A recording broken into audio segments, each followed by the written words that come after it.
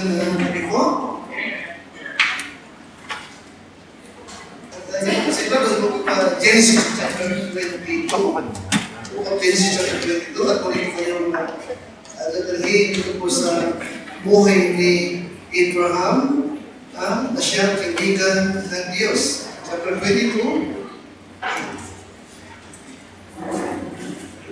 Genesis chapter 22, at ating pupusan verse number 1 to number 5. Genesis chapter 22, verse 1 to number 5. At pagkatapos po nito ay meron tayo pong funeral service sa Lumban. Doon po sa ating meeting po doon na para kinuha ng Panginoon.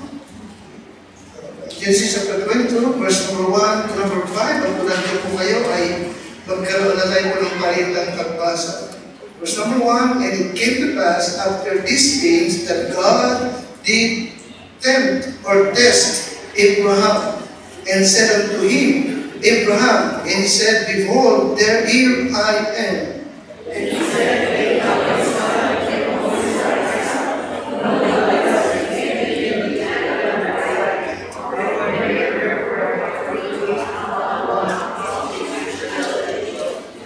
and Abraham rose up early in the morning and saddled his arms and took two of his young men with him, and Isaac his son, and clave the wood for the burnt offering, and rose up and went unto the place of which God had told him.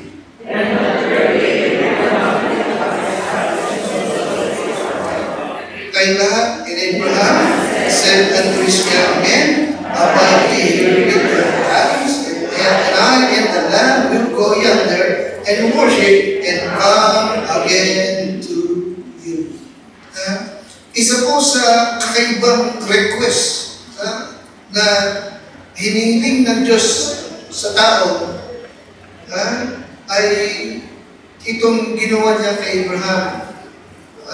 Na kanyang sinubukan si Abraham kung magagawa ni Abraham na kanyang isakripisyon yung kanyang only son na si Isaac.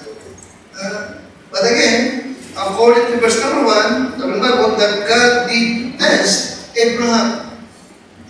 Ito yung isang malaking pagsubok sa lingkod ng Diyos. Now, ang isang bagay na talagang kamangha-mangha ito ay yung naging tugon nito sa Abraham. Nakanip niyo yung kanyang tugon? Agad siyang sumunod sa ipinapagawa ng Diyos. Amen? Wala siyang tinatawag na pag-aatubli. Wala siyang pagtatanong. Okay, wala siyang reklamo. Wala siyang ginawa na kanya pang pinaghintay ang Diyos. Bagkus, ang sabi ng Biblia, verse number 3, and Abraham rose up early in the morning. Nagpapakita po ito ng kanyang mabilis na tugon at mabilis na sakop sa hinihiling sa kayo ng Panginoon. Amen, Christian? Amen? Now, according to verse number 4, ito po ay isang paglalakbay na napakahirap para sa tao ng Diyos. Oo, 3 araw na paglalakbay ito. Sapagat yung lugar na hinahimik ng Diyos na doon niya ihandog bilang sakripisyo, yung anak na si Isaac ay isang lugar na malayo. Kailangan pang maglakbay ka ng 3 araw para iyong mararating. Are you with me? Amen? Considering na si Abraham dito ay maganda na. Liwanag ba? Pero sa kabilang walang reklamo, walang tanong. Bagkus si Abraham ay talagang maagang bumangon. Inihanda lahat ang lahat ng gamitin, yung kahoy, yung lubid, yung kutsilyo, at ipinagsama niya yung kanyang 3 servant at naglakbay sila ng 3 days journey patungo sa bundok ng Moriah. Amen? Anong gagawin? Ihahandog si Isaac. ihandog si Isaac. Okay? Now, yes, this is the most difficult journey para kay Abraham. Amen? Ito isang malaking pagsubok para kay Abraham. Hindi alam ni Abraham na ito yung pagsubok. Maliwanag ba? Walang pagsubok na ipapadabag siya o sinusubukan na. Wala. Bakos talaga ito po isang talagang para kay Abraham talagang totoong hinihiling ng Diyos. Maliwanag ba? Ito talagang mahirap. But again, yung pag-ibig ni Abraham, yung pananampalataya ni Abraham sa Diyos, okay, ay talagang very great. Amen? Napakadakila. No? Okay, handa niyang ibigay anuman ang hinihiling ng Diyos para po sa Kanya.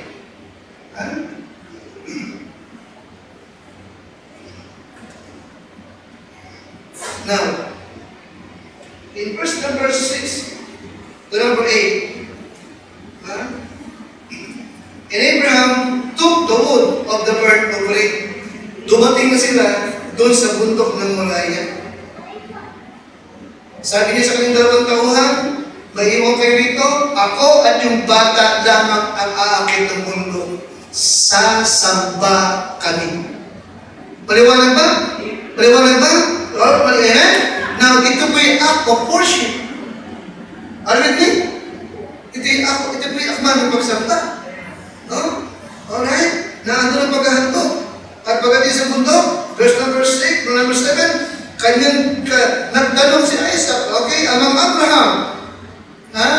Alright? Narito ang apoy. Narito ang mga kahoy. Pero nasaan yung kordero para ihandog na susunugin? Anong sagot ni Abraham? Verse number 8. And Abraham said, my son, God will provide himself a lamb for a burnt offering. So they went, both of them, together. And they came to the place which God had told him of. And Abraham built an altar there. At kanyang inayos na yung mga kahoy. At kanyang ginapos yung kanyang anak na si Isaac. At inihiga na doon sa altar. At iniumang na yung kutsilyo upang si Isaac ay patayin. No? But verse number 11 again, and the angel of the Lord called unto him all out of heaven, and said, Abraham, Abraham, and he said, Here I am. Number 12, and he said, Lay not thine hand upon the lad. Abraham, huwag mong saktan ang bata. Okay? Neither do thou anything unto him, for now I know. Nakita mo ngayon? For now I know that thou fearest God, seeing thou hast not withheld thy son. Nakita ko, Abraham. Nakita ko, Abraham, na hindi mo ipagkakait maging ang iyong anak para sa akin. Amen? Yes, at ang Diyos ay nag-provide ng kapalit ni Isaac, isang kordero. Kasi nihandog ni Isaac, ni Abraham, kapalit ng kanyang anak na si Isaac.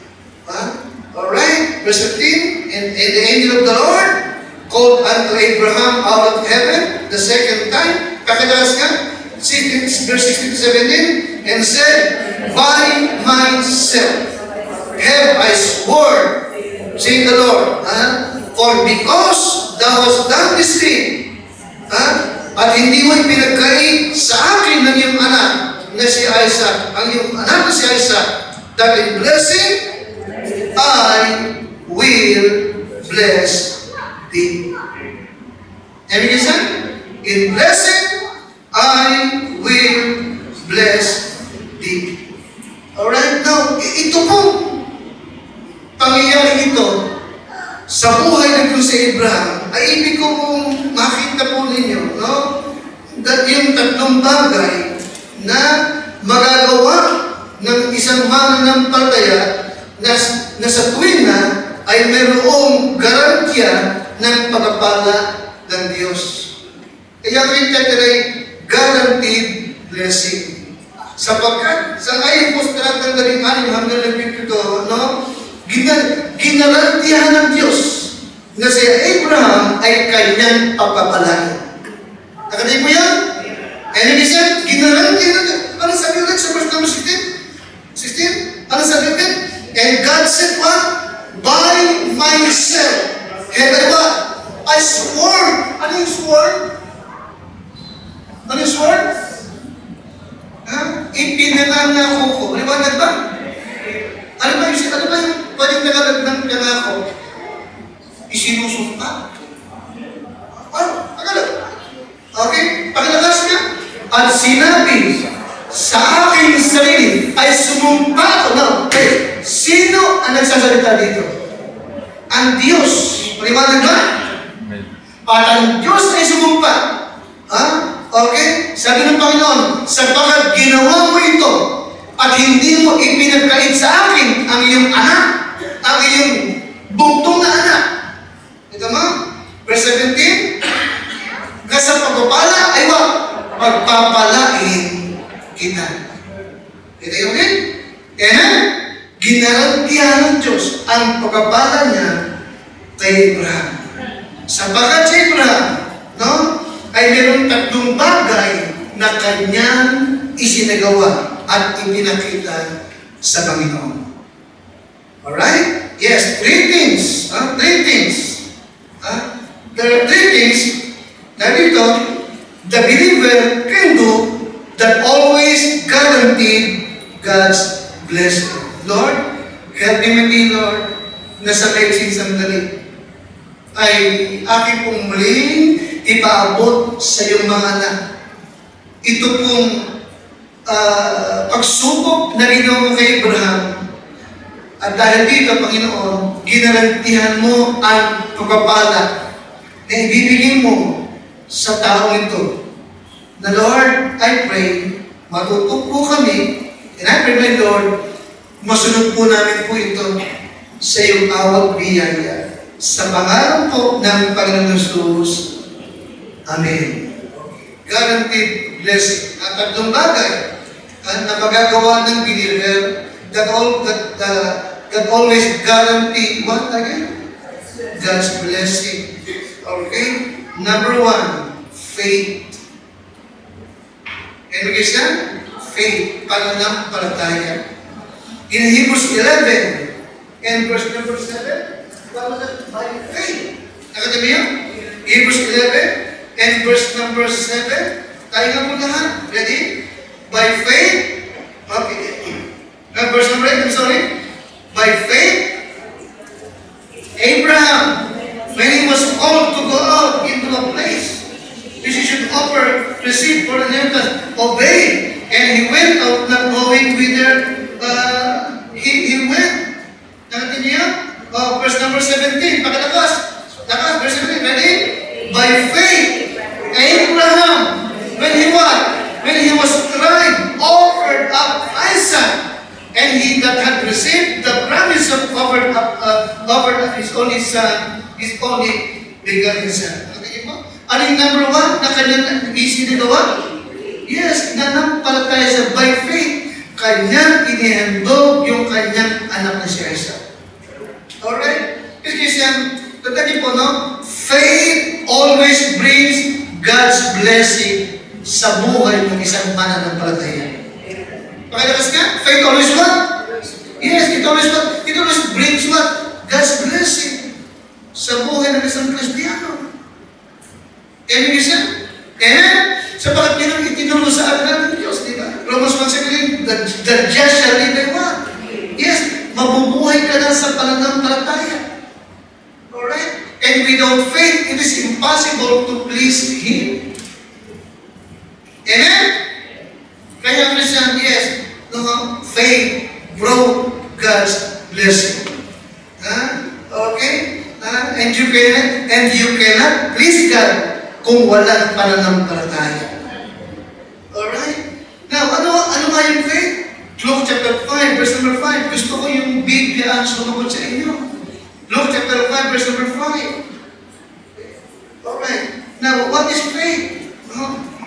Luke 5:5, yes, lagi natin sinasabi totoo. Faith is taking God, di ba? Ang pananampalataya ay what? Gawin mo or panghawakan mo ang sinabi ng Diyos. Okay? Gawin mo at panghawakan mo ang salita ng Diyos. Luke 5:5. Okay, ready? Ay lahat. And Simon answering said unto him, Master, we have toiled all the night. Master, okay? Magdamag kaming namisda, pero wala kaming nahuling anuman. Ganun pa nga. Nevertheless, no. At thy word, I will let down the net. Yes, ito ang faith. Faith is what? Taking God's word. Oh, yes, magdamag sila ng isda. Pero wala silang nahuli. Pero anong sabi ng Panginoon? Chapter verse number 4, launch out. Paliwanag ba? Okay, Simon, launch out into the deep and let down your net for what? For draw. Kakita mo? Oh, yes, Christian. Faith is taking God at His word. And faith brought what? Ano ang idinutulot ng pananampalataya ng Diyos, pananampalataya sa bawat Kristiyano? God's blessing. God's blessing. Okay. Secondly, sacrifice. Number 1, faith. Amen, Kristyan? Ang matuwid ay mabubuhay sa pananampalataya. Amen? At kung walang pananampalataya, imposibleng maging kalugod-lugod sa Kanya. Maliwanag ba? Amen, Kristyan? Faith. Trust. Alright? Secondly, sacrifice. Sacrifice brought God's blessing. No, Kristyan? No. Maaaring tanungin ka, ano bang ibig sabihin ng sakripisyo? Siyempre, ang sakripisyo, iba-iba, hindi pare-pareho yung definition niya sa bawat tao. And maaaring yung sakripisyo ni ninyo na hindi ba natawag na sakripisyo ni Brother Dondon? Paliwanag ba? Amen? Maaaring yung sakripisyo ni Brother June Sabine ay hindi magiging sakripisyo para kay June Alfonso. Magkakaiba yun. Iba na bigay siya? Amen? Ngayon, yes, sacrifice brought God's blessing. Na pag sabi ng sakripisyo, of course, hindi rin ito nangahulugan na gumigising ka ng napakaaga tuwing linggo ng umaga at bumabalik ka pa sa gabi para dumalo ka ng church kahit umuulan. Okay, hindi yun ang ibig sabihin ng sakripisyo. Sapagkat, araw-araw mula Lunes hanggang Biyernes, marami sa inyo gumigising ng madagal para pumasok sa school at trabaho. Amen? Kahit umuulan, pumapasok ka. Tapos pag Sunday, kasi ito sakripisyo, hindi sakripisyo. Okay? Kaya Abraham, bakit dapat yung sakripisyo? Diba? Hindi na ipinagkait yung kanyang kaisa sa anak. Amen? Alam ng Diyos kung gaano kamahal ni Abraham si Isaac. Whom thou lovest. Ama? Abraham, ihalad mo sa akin si Isaac. Okay? Whom thou lovest. Alam niya, kung gaano kamahal ni Abraham yung kanyang anak na si Isaac. Nakakaisa-isa. Okay? But Abraham, was willing not to withhold his only son. Okay? Ito mo, kaya dahil dito, ano sabi ng Panginoon? Sapagat hindi mo ipinagkait sa akin ang iyong anak, that in blessing, I will what? I will bless thee. Amen? Amen?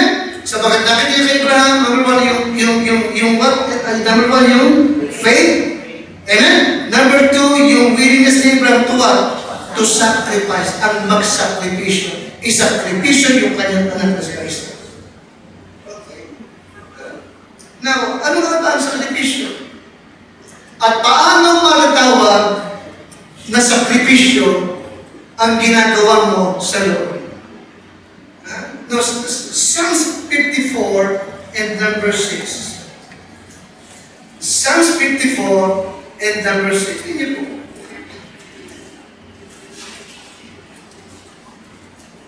How and what is sacrifice? 54:6. Ano ang sakripisyo at paano matatawag na sakripisyo? Andiyan kayo? Ready, Pastor? Pakilakas nga. I will what? I will freely sacrifice unto thee. I will praise thy name, O Lord, for it is good. Kita mo? Okay. Ano ang sakripisyo? Sacrifice what? Freely given. The word freely is what? Kusang loob, hindi ka napilitan. Paliwanag ba? Kapag ang ginagawa mo sa Lord ay laging kailangan pilitin ka pa, kasi hindi yun magtawag na sakripisyo at huwag kang umasa ng pagpapala ng Panginoon. Sacrifice what? Freely given, kusang loob, hindi ka napilitan. Paliwanag ba? Wala kang makikita kay Abraham na napilitan lamang siya. Wala kang makikita. Because dali siyang sumunod. Hindi walang tanong, Lord, bakit siya ay sakang? Wala. Nandun yung kanyang faith. Na hindi wala sa kayang buhayin ng Diyos yung kanyang anak.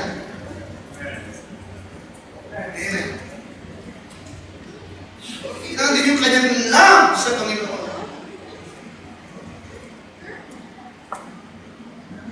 Sacrifice is freely given. Okay? Ito'y talagang, ano ba? Wholehearted. Buong puso. Amen? Buong puso. Okay? Hindi half. Amen? Sapagkat nung iyahan niya si Isaac, maliwanag ba? Hindi po basta gagapusin, kundi talagang gigitlin. At yung dugo, itutulog. Nakunin mo ako? At susunugin. Maliwanag ba? Di ba ang batas doon talaga, susunugin talaga, susubukin? Maliwanag, amen? Amen? Kung kailangan naman kainin, ang tulong ng Diyos, huwag kayong makitira ng anuman. Amen? Buo. Kaya nagpapakita ito na para magtawag sa sacrificial. Okay? Yung ipinangako mong gagawin, tinupad mo. Maliwanag ba? Tinupad mo. Okay. Pangatlo, para matawag sa sacrificial, may halaga. In 1 Chronicles chapter 21, verse 24. 1 Chronicles chapter 21, verse number 24. Tinan niyo po. Okay. Nang isang araw ay kailangan ni David na magtayo ng altar upang doon din naman ay maghandog ng handog na susunugin. Sinabi ng Diyos kung saan lugar. Ang ginawa ni David, nagpunta siya at binanggit doon sa may-ari ng lupa na dito, na ito yung lugar na pinili ng Lord upang magtayo ako ng altar para sa Kanya. Na sabi niya, okay, sabi niya, magkano ito? Magkano ito? Bibilhin ko. Alright. Now, anong sagot nung may-ari ng lupa kay David? Verse number 23.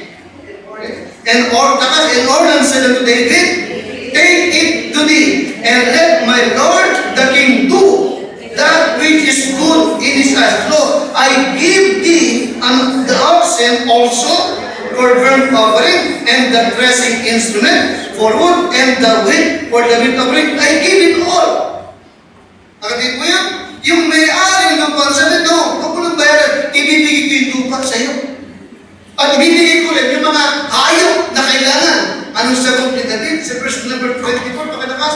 And King David said unto Ornan, nay, but I will verily buy it for the full price. For I will not take that which is thine for the Lord, nor offer burnt offering without what? Without cost. Parang sabihin, para matawag sa prohibition ng kailangan, costly, may halaga. Paliwanag ba? Amen? May halaga. The best. Amen, Bishop? Amen? Nabi siya. Okay. Maraming pwedeng hingin ang Diyos kay Abraham na hindi pagkakait. Gaano karami yung kanyang mga bataan nung lumaban sila sa gera? 300 plus. Maliwanag pa? Hindi pa kasama yung mga babae ito. Maliwanag pa? Marami din siya talagang kamelyo, baka, tupan. Kaya magbigay ni Abraham ng 1,000 baka na nakasunod. Pero hindi humingi ang Diyos ng alimanton. Ang hiningi ng Diyos kay Abraham, yung pinakamalapit sa kanyang puso. Bigat ka. Hindi siya. Kaya, anong naghandog? Okay? Anong dahilan at ginarantihan ng Diyos na kanyang papapalain sa Abraham? Number 1 is what? Faith. Number 2 is what? Sacrifice. Yes, sacrifice brought God's blessing. Okay?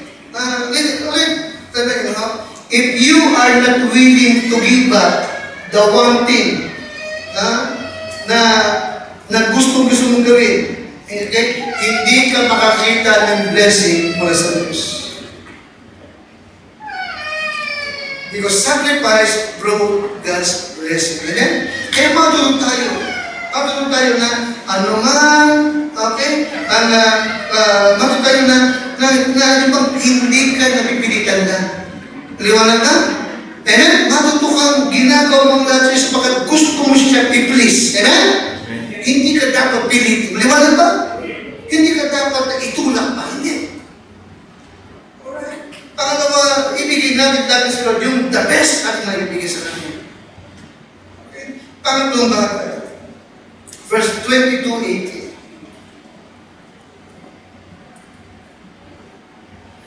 Andiyan na kayo? Pakilakas nga.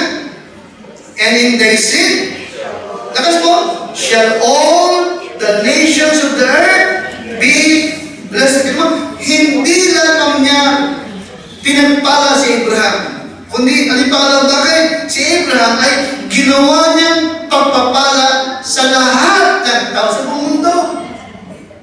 Naging blessed si Abraham sa maraming tao. Ano dahilan? Nakalabas. Because thou hast what? Lakas? Obey my voice. Pangatlong bagay is what? Obedience. Number 1 is what? Faith. Number 2 is what? Sacrifice. Number 2 is what? Obedience. Yes.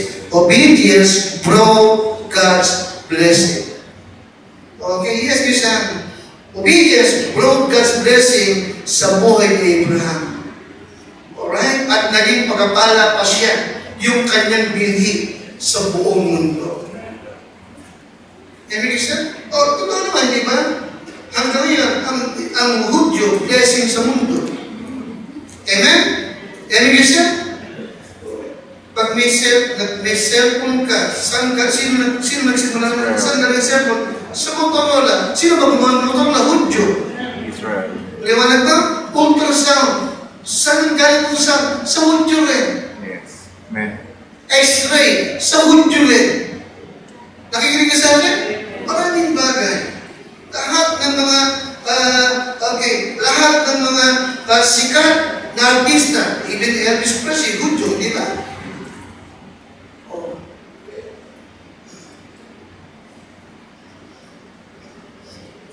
Yes, obedience brought God's blessing. Now, about obedience, ilagay ito, about obedience, the heart of a believer is revealed when the result of obedience seems disadvantageous. Ito yung isang bagay na tatandaan natin. Na ang ating relasyon sa Diyos, nakikinig mo kayo? Ang ating relasyon sa Diyos, hindi tayo sumusunod para pagpalain lang. Sumusunod tayo because we want, because our duty is to please God. Kapag ikaw yung Kristiyano na ang gusto mo muna i-bless ka bago ako sumunod, hindi matatawag na magandang relasyon niya. Lumalabas ang upahan ka. Amen? But pero yung puso ng isang Kristiyano, yung puso ng isang mananampalataya ay nahahaya kapag alam niya na ang magiging resulta ng kanyang pagsunod ay maaaring hindi kapaki-pakinabang sa kanya.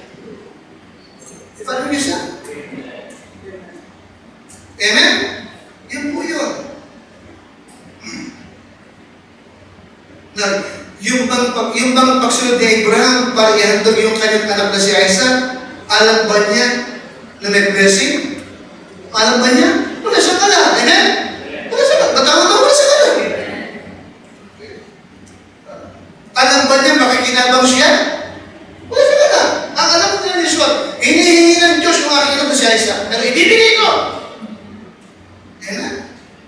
Sapagkat mahal niya ang Panginoon. Iwalas na Diyos. Okay? Kaya nga, yes, isang tandaan niyo po, obedience does not always benefits you. Diba namin? Sabi ko, obedience does not always what? Hindi laging magbe-benefit sa ikaw. Enemies na. Maling ibang tao.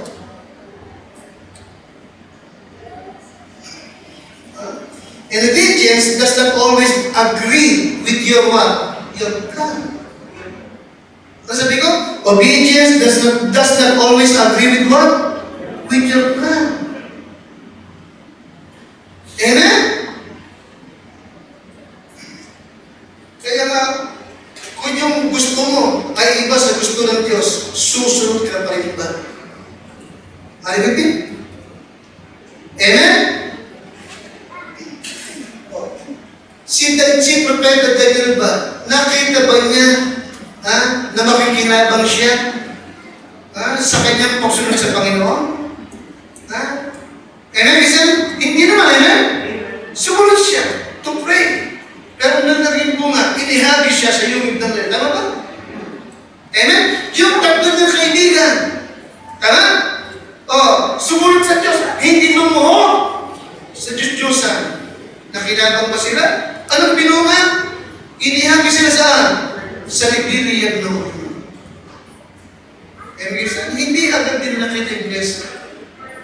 Amen? Ang mahalaga is what? Sinunod nila ang Panginoon. Anong meron sa kanila? Number 1, faith. Number 2 is what? Ano yung number 2? Isinakripisyo yung buhay nila. Paliwanag ba? Number 3 is what? Andun yung obedience. Amen?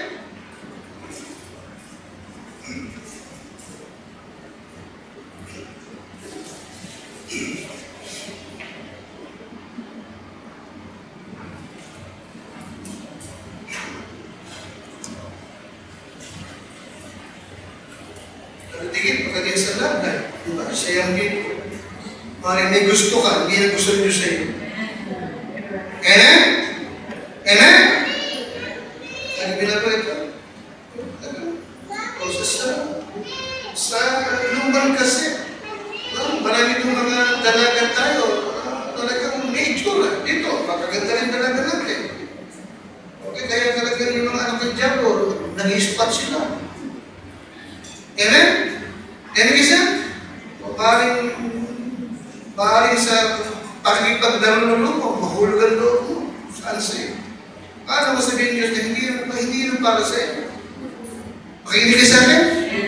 Amen? O handa ka mo sumunod. Yung mga binata natin, ganun din. Yung mga binata natin. Malalago mata, kung sa tumitingin. Nandito na, sa labas pa tumitingin. Sa araw, nag-inlove ka, kaso hindi yun pusunod ka kasi unsafe yan. O susunod ka ba? Nakikinig ka sa akin? Ba't nakikinig sa akin? The heart of the believer is revealed. When the result of obedience, it seems disadvantageous. Hindi ayaw sa iyong plano at kagustuhan.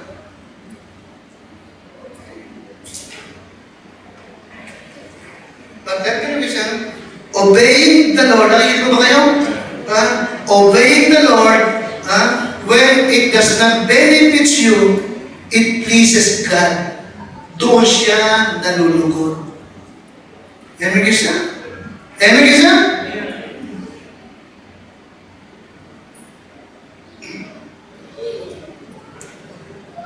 Si Pablo, si Silas, maliwanag ba? Sa Acts 16, sumunod sa Lord. Ipinig sa gospel. Ano nang resulta? Nakulong pa. Amen? Hindi naman agad nila nakita yung blessing naman. na yung palang isa sa unang magiging bunga ng church doon sa Philippi ay walang iba kundi yung bantay bilangguan at yung kanyang mag-anak.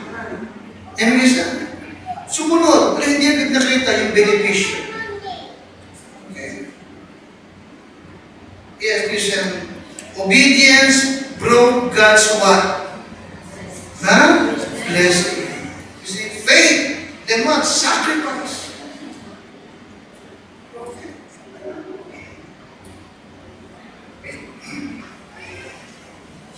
Kaya, three things, no?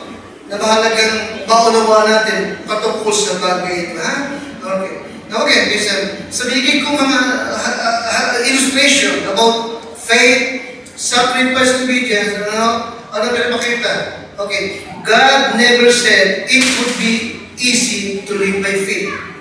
Tama ba? Amen? Amen, listen? Walang sinabi ang Diyos na laging madali to live by faith. Kasi sinabi. Okay? Pagkos, yes, there are times, no? When these things will be difficult. Pero doon masusubukan ng Diyos ang iyong pananampalataya at kung talagang willing kang mag-sacrifice at handa kang sumunod sa kanyang kalooban. Ay, listen? Pangalawa, your love for God will be shown by your faith, sacrifice, and what? Doon makikita yung pag-ibig mo sa Kanya. Doon makikita yung tiwala mo sa Kanya. Amen, listen? Amen? Pangatong bagay, God's blessing is not always immediate. Liwanag ba? God's blessing won't always be immediate. Okay? Kaya dahil dito, alright, ang warning is what? Don't quit. Don't quit. No? Okay? Kung hindi mo agad makita, no? Yung blessing ng Lord, no? Maghintay ka. Inisa, pero huwag kang susunod. Amen, Christian? Amen? Now, lahat, okay, let me remind Christian,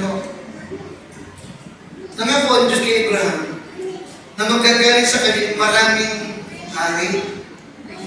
Di ba? Yung si Abraham, namatay si Abraham, wala pang naghari isa man sa kanya lahi. Kaliwanag ba? Wala siya. Pero nagtiwala siya. Nangyari naman talaga. Amen? Ano siya? At hindi pa niya agad nakita na yung kanyang bili ay magiging kapapala sa buong mundo. Hindi nakita. Hindi nakita yun. Pero sa ngayon, kita mo, nakikinabang tayo. Kaliwanag ba? Nakikilabang tayo sa technology ng Israel. Ano gusto?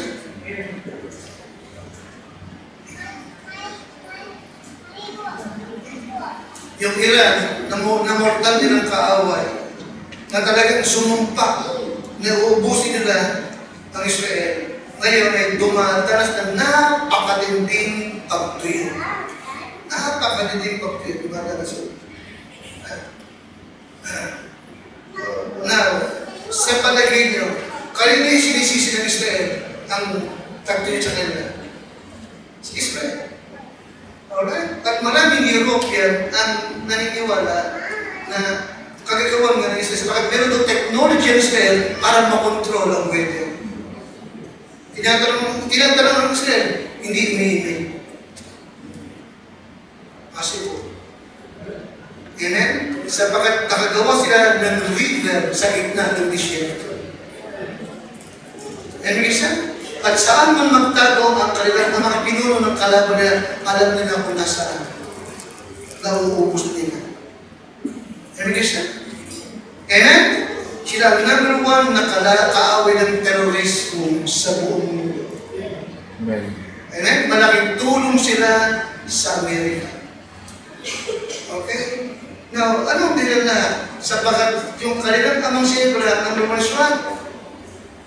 Nanampalataya. Ano yung pangalawa? Laan magsacrifice. sakripisyo. At pangatlo, sumunod siya sa Diyos nang walang pasumali. Dahil dito, ang Diyos ay nagbigay ng garantiya that in blessing, I will bless thee. Amen, Christian? Have faith in God and be willing to sacrifice kung tawagin ka niya sa sakripisyo. Amen? Amen, Christian? And then, ano yung pangatong bagay? Obey Him. Sumunod ka. Kasi hindi ka naman mananalo sa Kanya. Amen? Amen, Christian? Amen? Hindi ka sumunod sa Diyos, walang mawawala. Ikaw ang mawawala. Amen? Tayo dito kayo na. Kapag Diyos, sabi nga, salamat po sa iyo sa gabi nito. Ipinakita mo po sa amin kung paano iyong pinagpala ang lingkod mo